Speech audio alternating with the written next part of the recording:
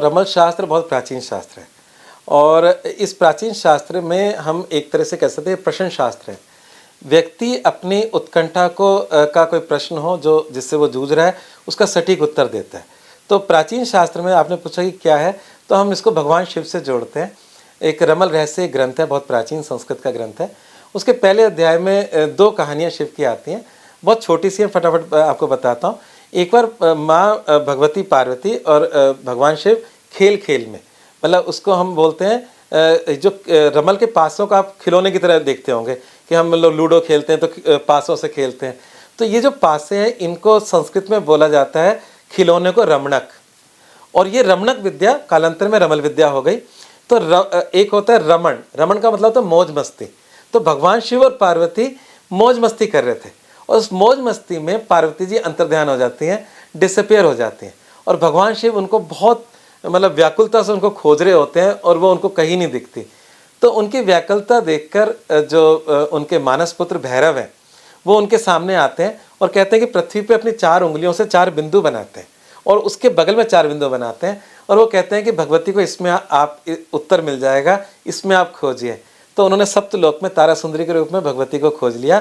तो वो उन डॉट्स से जो पृथ्वी पे मतलब भैरव जी ने लगाए उससे उन्होंने रास्ता खोजा और वहाँ से रमल की उत्पत्ति हुई, ऐसी मान्यता है।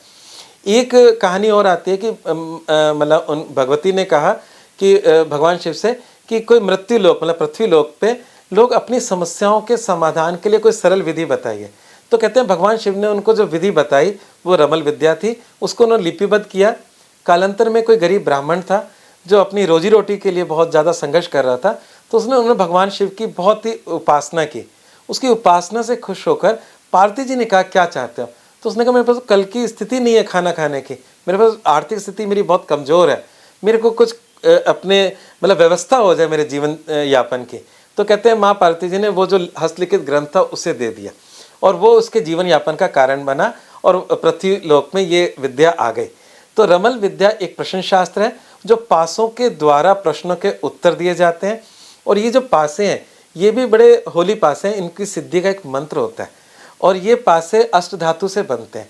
अष्ट धातु में राहु केतु को एक मानते हुए, जो हमारे ज्योतिष के अंदर 9 ग्रह हैं, 9 ग्रहों में राहु केतु क्योंकि एक ही असुर के 2 हिस्से, सिर और धड़का वाला हिस्सा, तो उसको एक मानते हुए टोटल 8 हो गए। 8 धातुओं के मिश्रण से ये पासे बनते हैं और साल में एक ही दिन बनते हैं। उसके वो साल का दिन है 21 मार्च। 21 मार्च को आसमान में दिन और रात बराबर होते हैं। इसको थोड़ा सा समझिए, हमारी पृथ्वी की 2 गतियाँ, एक दैनिक गति है जिससे दिन और रात बनते हैं, और एक वार्षिक गति जो सूर्य के चारों तरफ होती है, उससे ऋतुएं बनती हैं। और ऋतुओं में जब दिन बड़े होते हैं मतलब और रातें छोटी होती हैं तो वो ग्रीष्म ऋतु होती है, और जब रातें लंबी होती हैं दिन छोटे होते तो हमारी सर्दियों के दिन होते हैं। और बीच में 2 ऐसे दिन आते हैं जब दिन और रात बराबर होते हैं, मार्च में और सितंबर में। और सितंबर में 23 सितंबर और 21 मार्च। तो 21 मार्च का दिन सायन सूर्य का मेष राशि में प्रवेश, जो हमारे राशि मंडल की पहली राशि है, उस दिन इन पासों का निर्माण होता है विधि विधान से। अष्ट धातु मैंने बताया ग्रहों को रिप्रेजेंट कर रहे हैं।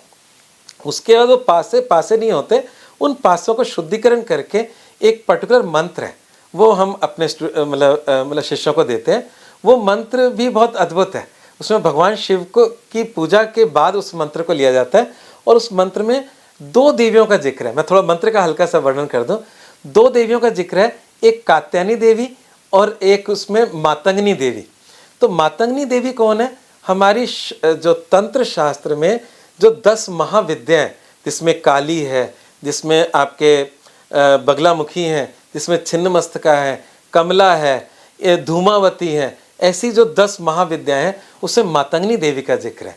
और जब कोई साधक साधना करता है तो कुछ कठिन साधनाएं भी हैं जो ग्रस्त लोग नहीं करते, पर मातंगनी देवी एक ऐसी हैं जो ग्रस्तों को आशीर्वाद देती हैं। तो इसलिए एक व्यक्ति गृहस्थी में रहकर उनसे आशीर्वाद लेके ये विद्या कर सकता है।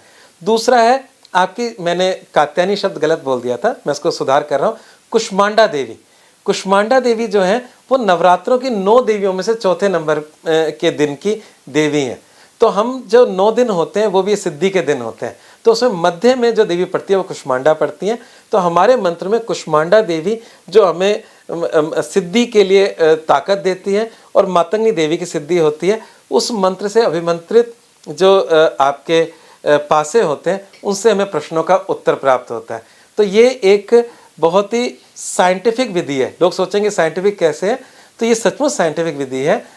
ये क्यों साइंटिफिक कह रहा हूँ, क्योंकि प्रकृति के संकेतों को डिकोड करता है और प्रकृति से हमें निरंतर संकेत मिलते हैं और संकेतों से प्रश्नों के उत्तर मिलते हैं और बहुत सटीक होते हैं।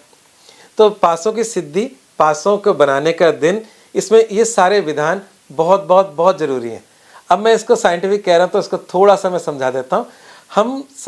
मैं इसको भगवत गीता से समझाऊंगा। भगवत गीता में 18 अध्याय हैं। उसमें भगवान कृष्ण अर्जुन को निरंतर अलग अलग तरीके से एक ही बात समझा रहे हैं।